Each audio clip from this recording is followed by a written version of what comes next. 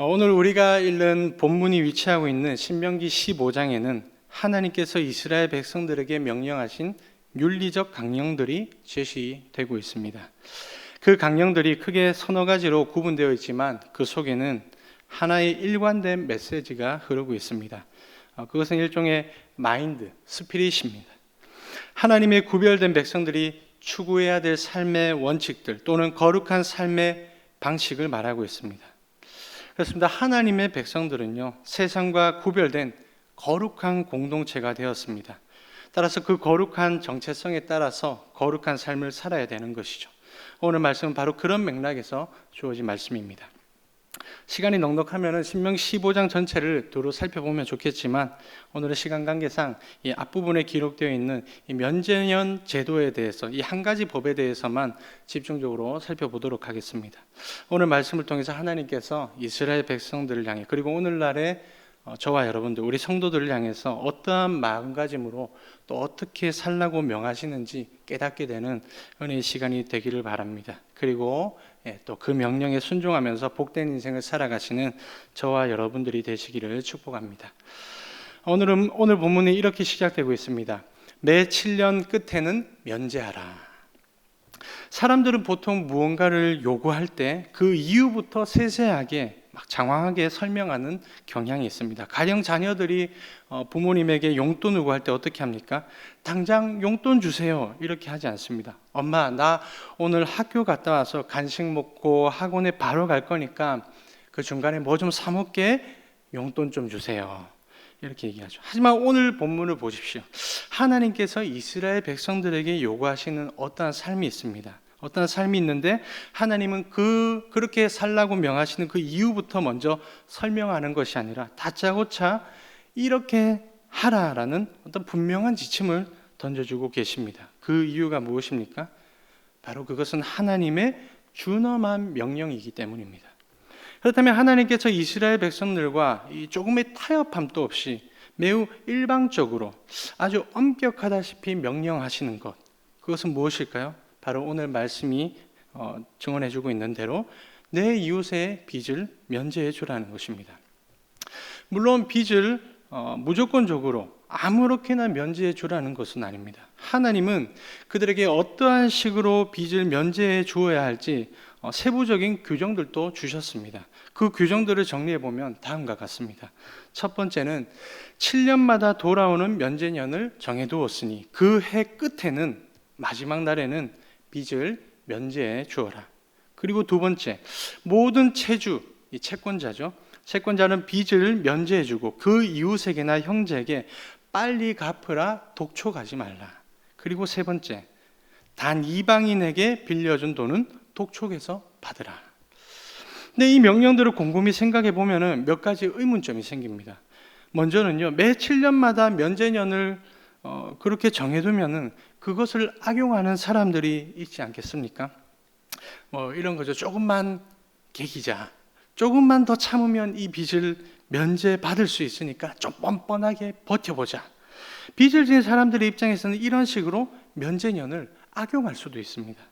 하지만 구약 전반을 살펴보면 이스라엘 백성들은 돈을 빌려줄 때 애초부터 빚을 갚을 수 없는 사람들, 가령 고아나 과부나 나그네와 그런 사람들처럼 정말로 찢어지게 가난한 사람들에게 돈을 빌려주는 것이 원칙이었습니다.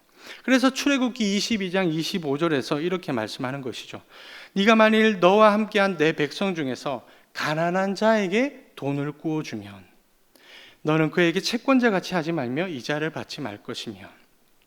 그러니까 이스라엘 공동체 안에서 돈을 빌려주는 것은요, 세상의 방식과는 근본적으로 다른 것입니다.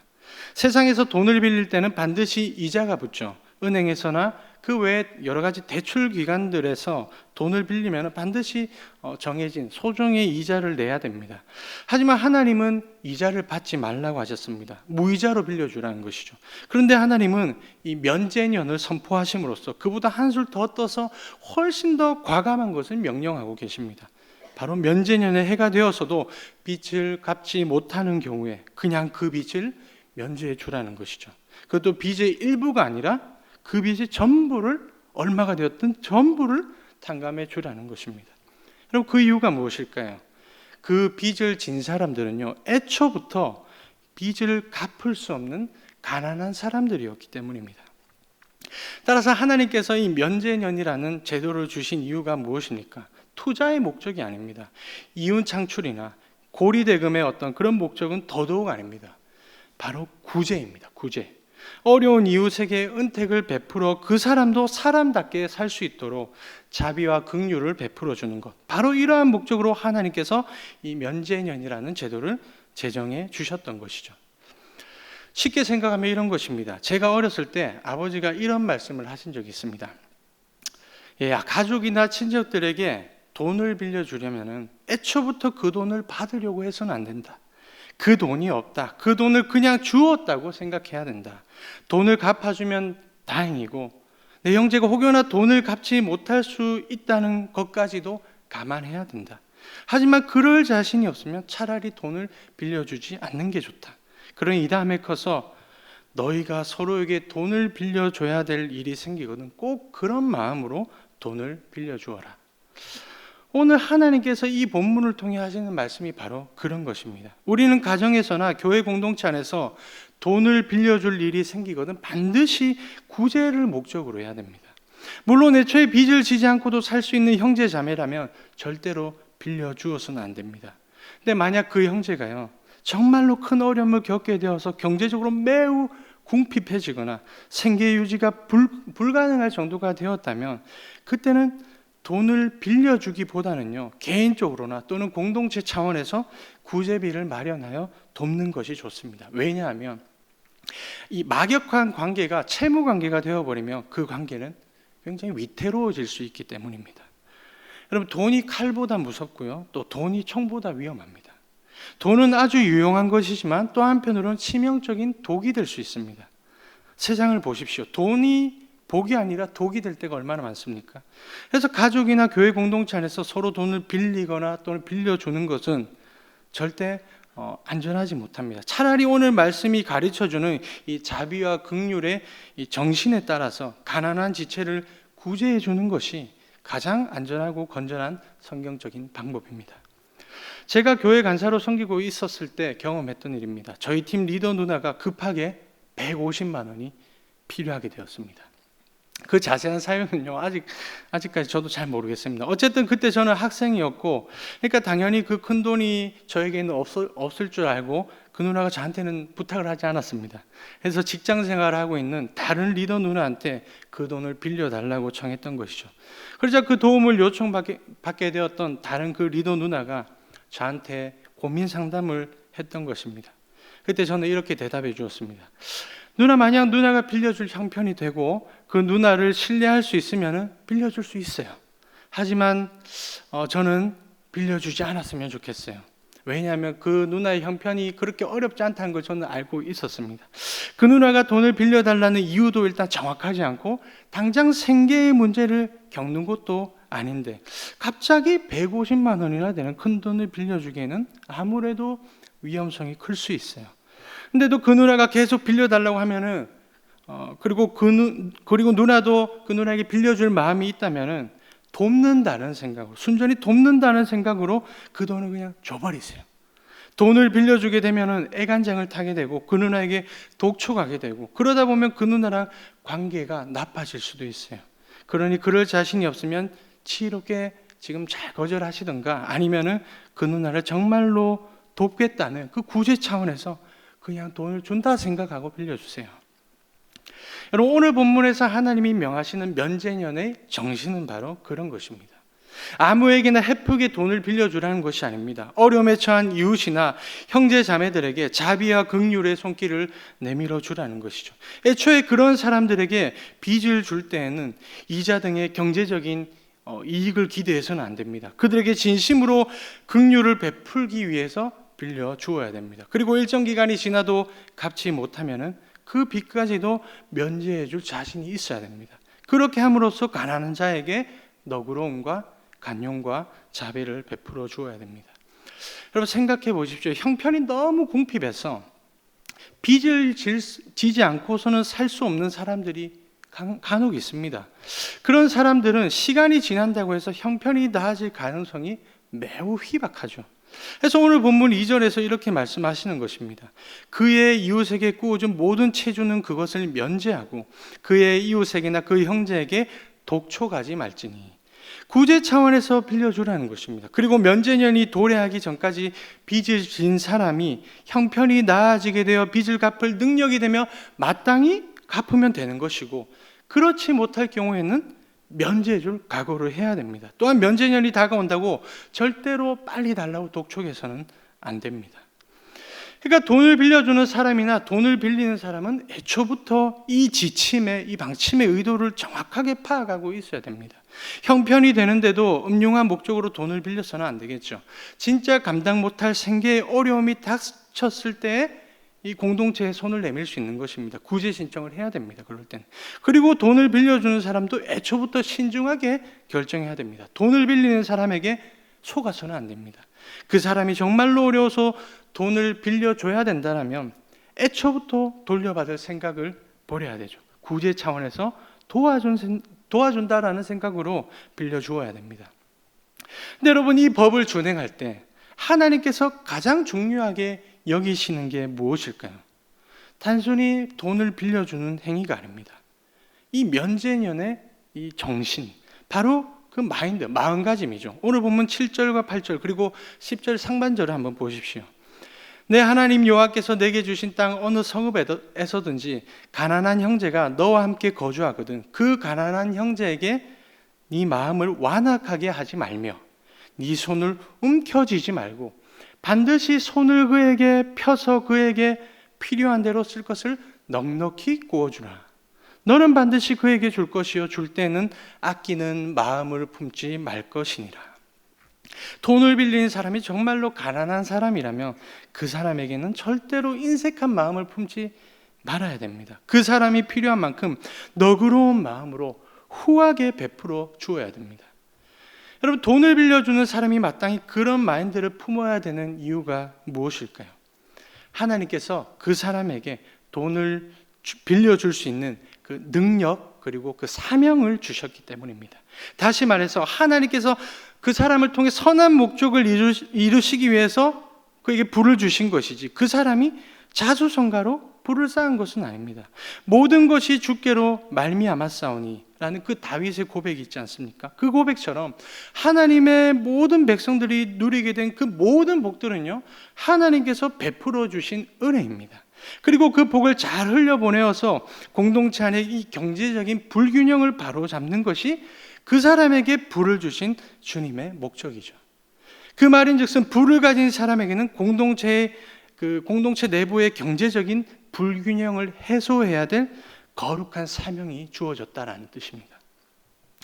여러분, 하나님은 절대로 혼자서 잘 먹고 잘 살라고 부를 주시는 분이 아닙니다. 바울은 십자가의 원수들, 예수님을 거부하고 세상을 쫓아 살아가는 그 악한 사람들 향해서 이렇게 비난했습니다. 그들의 마침은 멸망이요 그들의 신은 배요 그 영광은 그들의 부끄러움에 있고 땅의 일을 생각하는 자라. 그들의 신은 배요. 이게 무슨 말일까요? 자신의 이 배를 하나님처럼 숭배하는 사람들입니다. 쉽게 말해서 그들은 자기 배를 채우기 위해서 자기 배만 배불리며 살아가는 자들이죠. 하지만 하나님 나라의 백성들은 그렇게 살아서는 안 될 것입니다. 땅에 속한 자들처럼 불을 독식하는 게 아니라 그 불을 통해서 경제적인 불균형을 해소하여 어려운 이웃과 형제 자매들에게 자비와 긍휼을 베풀어 줘야 됩니다. 그래야 결국에는 이 땅 가운데 하나님의 공의가 실현되고 모두가 최소한 먹고는 살 수 있도록, 가난 때문에 내 형제 자매가 죽게 되는 그런 비참이 아니라 최소한 목숨만큼은 부지하여서 하나님의 형상대로 지음받은 그 사람답게 살아갈 수 있도록 하나님의 자비가 온 세상에 드러나야 되는 것이죠. 그럴 때 하나님께서 우리에게 약속하신 것이 무엇입니까? 우리의 불을 흘려보낼 때 한마디로 복을 주시겠다라고 약속하셨습니다. 구체적으로 어떤 복일까요? 오늘 본문 4절에서 6절을 보시기 바랍니다. 네가 만일 내 하나님 여호와의 말씀만 듣고 내가 오늘 내게 내리는 그 명령을 다 지켜 행하면은 내 하나님 여호와께서 내게 기업으로 주신 땅에서 네가 반드시 복을 받으리니 너희 중에 가난한 자가 없으리라. 내 하나님 여호와께서 내게 허락하신 대로 내게 복을 주시리니 네가 여러 나라에 꾸어 줄지라도 너는 꾸지 아니하겠고 네가 여러 나라를 통치할지라도 너는 통치를 당하지 아니하리라. 하나님께서 소유로 주신 땅을 부라고 볼 수 있겠죠. 부를 계속 소유할 수 있도록 해주시겠다라는 겁니다. 쉽게 말해서 우리의 밥줄을 계속 지켜주시겠다라는 뜻입니다. 그리고 이것은요 결코 당연한 게 아닙니다. 우리가 무언가를 소유하고 그 소유물에 대한 정당한 권한을 계속 지켜나가는 것은 절대 쉬운 일이 아닙니다. 많은 사람들이 하루아침에 실직을 경험합니다. 밥줄을 잃게 되죠. 세상의 기업들도 흥망성쇠를 경험합니다. 20세기에 와서는요 100년을 이어가는 기업을 찾아보기 힘들 정도로 이 세상에는 영원한 기업이 없습니다. 기업이 사라지면 수많은 일자리들이 사라지게 될 것이고 결국 많은 사람들의 밥줄이 끊어지게 됩니다. 하지만 오늘 말씀을 보십시오. 하나님의 명령대로 긍휼을 베풀면 하나님께서도 그 사람에게 긍휼을 베풀어 주신다라는 겁니다. 하나님께서 부에 대한 주도권을 계속 지켜주셔서 어느 누구에게도 빚을 질 일이 없도록 풍족히 채워주십니다. 그리고 10절 중반절에서 또 이렇게 말씀하십니다. 이로 말미암아 내 하나님 여호와께서 네가 하는 모든 일과 네 손이 닿는 모든 일에 내게 복을 주시리라. 네가 베푼 그 손을 통해서 하나님께서 채워주시겠다라는 겁니다. 우리 손에서 누군가에게 긍휼이 흘러나갈 때 하나님께서는 그 긍휼의 손을 복되게 하셔서 그 손으로 하는 일들마다 복이 되게 하십니다. 그래서 바울이 사도행전 20장 35절에서 이렇게 증언했습니다. 범사에 여러분에게 모본을 보여준 바와 같이 수고하여 약한 사람들을 돕고 또 주 예수께서 친히 말씀하신 바 주는 것이 받는 것보다 복이 있다 하심을 기억하여야 할지니라. 주는 손이 받는 손보다 더 복이 있습니다. 그러니까 구제는요 이 땅이 아니라 무한한 하늘 창고에 투자를 하는 그런 효과도 있는 것입니다. 근데 오늘 본문에서 또 한 가지 의문점이 있습니다. 그렇다면 하나님은 왜 이방인에게 꾸어준 돈은 돌려받으라고 했던 것일까요? 오늘 본문 3절에서 이렇게 말씀합니다. 이방인에게는 네가 독촉하려니와 네 형제에게 꾸어준 것은 내 손에서 면제하라. 왠지 이방인들을 차별 대우하라는 말씀처럼 들리지 않습니까? 왜 형제에게 꾸어준 것은 면제하고 이방인들에게는 돌려받으라고 하는 것일까요? 여기서 이방인은요 이스라엘 땅에 정착해서 사는 사람들이 아닙니다. 경작할 땅이 없어서 과부와 고아처럼 사회의 약자로 취급받는 이방인들이 아닙니다. 사업 등의 어떠한 이유나 목적을 가지고 잠시 이스라엘 땅에 머물게 된 타국인들입니다. 그러니까 상식적으로 생각해 보십시오. 잠시 스쳐 지나가는 그 나그네와 같은 사람들에게 돈을 빌려주는 게 상식적으로 말이 안 되지 않습니까? 이스라엘 공동체 안에 있는 가까운 이웃이나 형제 자매들은 아는 사람입니다. 즉 관계가 있는 사람들이라서 신뢰할 수 있습니다. 하지만 공동체 밖에 있는 낯선 타인을 신뢰하는 것은 매우 불가능한 일입니다. 더군다나 그 당시 이방인들은 세상적인 기준, 세상적인 가치관에 물든 악독한 자들로 가득 차 있었습니다. 그리고 그들은 이스라엘이 아니라 타국의 법을 따르는 사람들이었습니다. 그러니 이방인들에게는 이스라엘 법이 무용지물입니다. 그 법에 고지고대로 순종할 이방인들이 과연 그 당시 얼마나 되었겠습니까? 그들의 입장에서는 진짜 돈을 떼어먹고 그렇게 도망가면 그만이었던 것이죠. 따라서 이 말씀은 이방인들을 무자비하게 차별하라 그런 말씀이 아닙니다. 그들에게 돈을 빌려주더라도 합법적으로 하라는 것이죠. 마치 오늘날에 은행이 있고 그 외에 합법적인 대출 방식들이 있듯이 고대 근동에서도 그런 합법적인 절차에 따라서 돈을 빌려주고 그대로 또 돌려받아야 했던 것입니다. 그러니까 여기서 말하는 이방인들은 생계 회복을 위해서 구제 신청을 하는 것이 아니라 사업상의 어떤 투자, 이를 목적으로 돈을 빌리는 사람들이었죠. 그래 계약서를 쓰고 계약대로 돈을 돌려받는 것은요 타 민족에 대한 차별이 아니라 지극히 합리적이고 정당한 처사였습니다. 물론 이스라엘 땅에 있는 이방인들 모두가 그런 종류의 사람들은 또 아니었을 것입니다. 그 중에는 오늘날처럼 이민자가 되어서 이스라엘 공동체에 소속은 되었지만 경제적으로 매우 힘든 상황에 놓인 이방인들도 있었습니다. 그럴 경우에는 당연히 어떻게 해야 하겠습니까? 오늘 본문 5절 말미를 보십시오. 너희 중에 가난한 자가 없으리라. 하나님께서 면제년을 선포하신 목적은요, 이스라엘 공동체 안에 가난한 자가 없게 하는 것입니다. 하지만 실제로 그들이 살아가는 공동체의 현실은 어떠했습니까? 11절을 보십시오. 땅에는 언제든지 가난한 자가 그치지 아니하겠으므로. 이스라엘 사람들이든 그 땅에 속한 이방인들이든 그들이 살아가는 현실 속에는 계속해서 가난의 문제들이 발생했습니다. 그래서 하나님은 이 명령을 주셨습니다. 이스라엘 백성들이 하나님께서 주신 이 명령을 준행함으로써 현실의 경제적인 불균형을 계속 해소해 나가는 그 거룩한 사명을 감당하도록 명령하셨던 것이죠.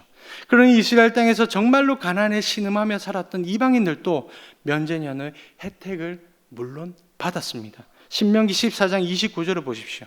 너희 중에 분깃이나 기업이 없는 레위인과 내 성중에 거류하는 객과 이방인들을 가리킨 것입니다. 및 고아와 가부들이 와서 먹고 배부르게 하라. 그리하면 내 하나님이 여호와께서 내 손으로 하는 범사에 내게 복을 주시리라. 다른 법들과 마찬가지로 객과 같은 이방인들도, 그리고 그 이방 중에서 고아와 가부들처럼 가난한 자들이 있었다면 그들에게도 이 긍휼의 혜택이 주어져야 했습니다. 따라서 면제년 제도는요, 이방인을 차별하지 않습니다. 절대 차별하지 않습니다. 가난한 자들이라면 누구에게든지 자비와 긍휼을 베풀라는 하나님의 준엄한 명령입니다. 그렇다면 여러분, 구약 시대가 아닌 현대를 살아가는 우리들은 이러한 자비의 정신, 이 긍휼의 삶을 어떻게 실천할 수 있을까요? 면제년이라는 제도는요, 하나님께서 그 당시 구약 시대를 살아가는 이스라엘 백성들에게 주셨던 실정법입니다. 그럼 실정법이 무엇입니까? 말 그대로 그 실정에 맞는 법입니다. 그 당시를 살아가는 이스라엘 백성들에게 필요한 현실적인 제도였다라는 것입니다. 그래서 오늘날 우리가 그 법을 그대로 답습할 필요는 없습니다. 다만 중요한 것은 무엇입니까? 그 법의 본질, 하나님께서 그 법을 주신 의도와 목적, 그리고 그 법이 추구하는 그 가치, 그 정신, 이 자비와 긍휼의 원리를 오늘날의 정황에 맞추어서 오늘날의 실정법으로 실천하는 것입니다. 그리고 꼭 법이 아니더라도 바로 그 법에 담겨진 정신을 오늘날 우리에게 주시는 동일한 하나님의 준엄한 명령으로 받아들이고 각종 제도나 행사를 통해서나 어떠한 방식으로든지 자비와 긍휼을 실천해야 됩니다. 근데 여러분, 우리가 살아가는 세상을 보십시오. 오늘 본문의 말씀 그대로 아닙니까? 땅에는 언제든지 가난한 자가 그치지 아니하겠으므로. 그렇습니다. 이 문제는요, 구약의 이스라엘 공동체 안에만 있었던 문제가 아닙니다. 예나 지금이나 빈부격차는요, 세계 곳곳에서 늘 사회적인 문제가 되어 왔습니다. 경제적인 불균등과 불평등의 문제는 그저 사회 체제나 정치 체제가 바뀐다고 해서 해소될 문제가 아닙니다. 자유민주주의나 사회주의나 심지어 공산주의나 그 체제가 표방하는 이상은요, 좋습니다. 그 이상은 좋을지 몰라도 현실적으로는 늘 가난의 문제를 발생시켜 왔습니다. 그런 점에서 수천 년 전에 모세는 이미 그 사실을 깨닫고 있었던 것입니다. 하나님께서 해안을 주셨습니다. 죄악이 득실거리는 이 불완전한 세상에서는 절대로 가난이 그칠 수 없다. 하지만 내가 이 가난의 문제를 해소할 수 있는 유일한 해결책을 알려주겠다. 여러분, 그 해결책이 무엇입니까? 오늘 본문 11절을 다시 보십시오. 땅에는 언제든지 가난한 자가 그치지 아니하겠으므로 내가 내게 명령하여 이르노니 너는 반드시 내 땅 안에 내 형제 중 곤란한 자와 궁핍한 자에게 손을 펼치니라. 하나님은 우선적으로 자기 백성, 하나님의 공동체에 속한 형제 자매들에게 구제의 손길을 내밀라고 명령하셨습니다. 반드시 그렇게 하라고 명하셨습니다. 바로 그 공동체 안에서부터 시작하라는 것이죠. 그럴 때 그 공동체 밖에 있는 세상 사람들은 그 거룩한 공동체의 아름다운 모습을, 평화로운 모습을 보면서 마치 천국과도 같은 그 모습을 보고 감격하면서 그 공동체로 유입되는 것입니다. 그러면서 하나님의 나라가 이 땅 가운데 점점 더 확산되는 겁니다. 마침내 그 나라가 이 땅 가운데서도 이루어지는 역사가 일어나게 되는 것입니다. 근데 여러분, 바로 그 복된 세상, 오늘 본문 5절 말씀처럼 가난한 자가 얻게 되는 그런 천국이 어디서부터 시작되는 것일까요? 바로 저와 여러분을 여러분의 이 손을 통해서입니다. 오늘 본문 8절에 보십시오. 반드시 네 손을 그에게 펴서 그에게 필요한 대로 쓸 것을 넉넉히 구워주라. 우리가 두 손을 움켜쥐지 않고 그 손을 가난한 자들에게 펼쳐줄 때, 우리의 두 손으로 그들의 필요를 넉넉히 채워줄 때 이 땅이 신음하고 있는 이 가난의 문제들이 하나둘씩 해결되어진다는 겁니다. 그래서 여러분, 우리도 면제년의 정신으로 살아야 되겠습니다. 그 자비로운 마음으로 살아가는 저와 여러분들이 되시길 바랍니다. 그리하면은 오늘 말씀의 약속대로 하나님께서 저와 여러분에게 마르지 않는 복을 베풀어 주실 것이고, 더 나아가서 그 베풀미 우리에게 부메랑처럼 돌아와서 더 크고 풍성한 복으로 채워지게 되는 그러한 복된 인생을 살아가게 될 것입니다.